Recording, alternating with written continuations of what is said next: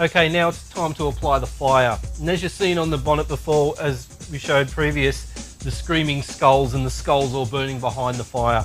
And this is what we're going to start with. Using the Skullmania templates, what I'm going to do is start by putting the skulls into position. And I want to do them randomly. I don't want to really put them exactly the same. I just want to randomly put them in there. So I just throw it up, and wherever it lands, that's where it goes, okay? And now I've got white base coat in my airbrush. I'm just going to paint directly straight through the skulls using the white. Because I want this to look like it's in fire, what I want to do is bring the white off this, leading out, so it would be like flames burning up behind the panel. You don't need to paint around every edge, you just let these lines join all those flames up.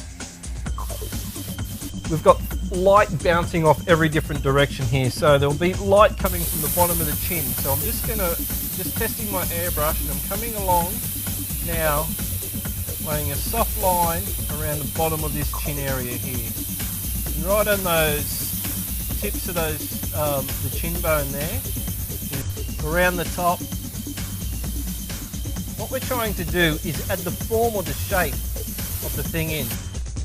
Just to make sure I have all my bases covered, I'm just going to lightly dust the whole thing.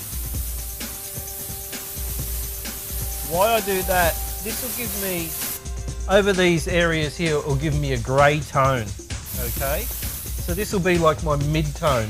So I've got my highlights, my mid-tone, now all I need to do is add the shadows.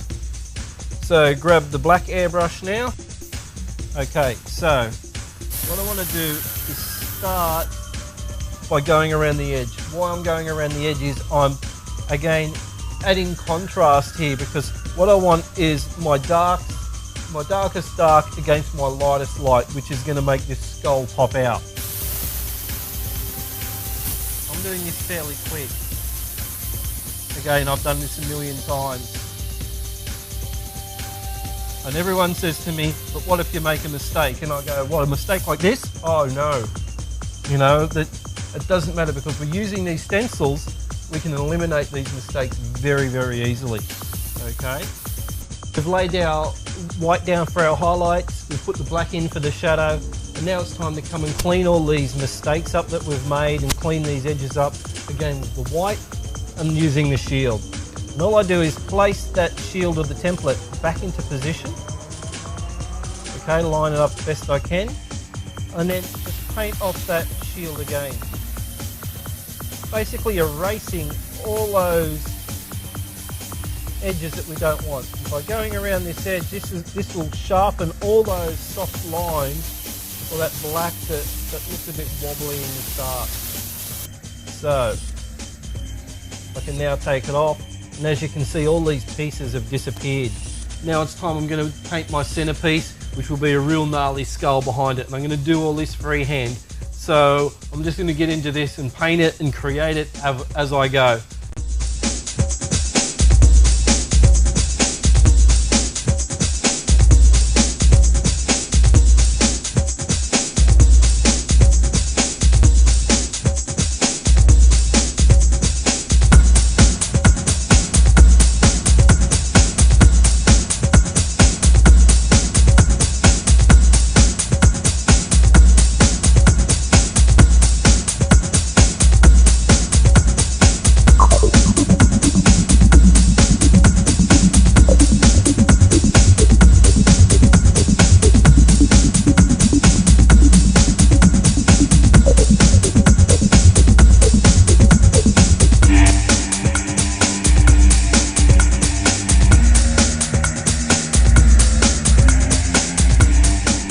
Okay, we have the hood back on the car, and we've done the blend up the sides. Now it's time to remove the flame, okay? What we need to do now is just grab the edge of it and just remove it back across itself at 180 degrees. Slowly